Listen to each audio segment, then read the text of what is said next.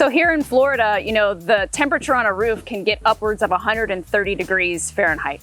So if your roof is underventilated, you got two problems. Your AC is gonna run like mad, and it's gonna overheat, it's going to shorten the life expectancy of that AC unit. Your heating and cooling bills are gonna be through the roof, no pun intended.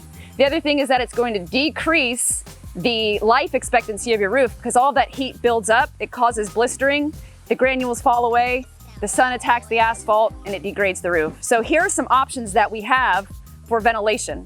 You can go with an off-ridge ventilation system. This is the proper application if you have a hip style roof that has very little ridge. But in roofs that have a lot of ridge, we prefer to install Owens Corning SureVent system, a far superior product for a few reasons.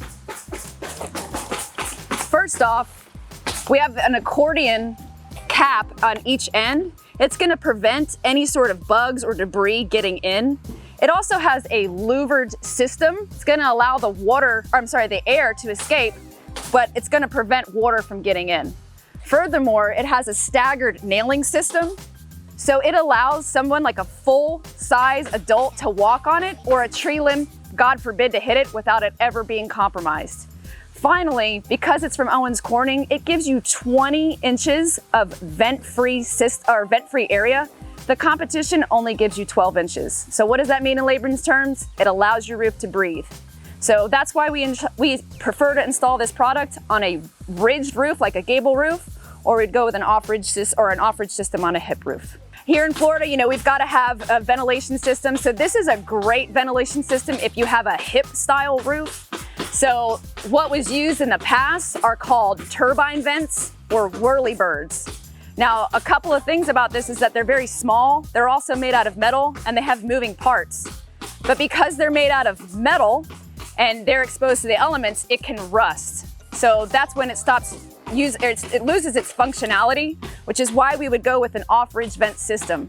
Now, if you're comparing off-ridge vent to ridge vent, you've got to have 2 feet of ridge vent for every 1 foot of off-ridge vent.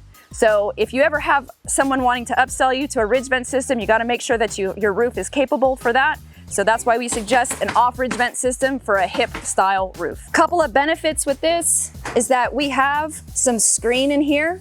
This is going to prevent debris, but most importantly, because we live here in Florida, it's going to prevent the critters. So when it comes to squirrels and rats and mice and raccoons, it's going to allow the air to escape, but it's going to prevent anything coming in.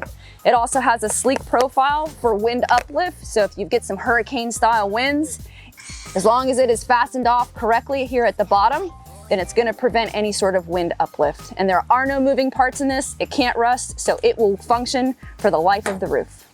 Once again, this is Dania with Golden Hammer. Don't get screwed, get hammered.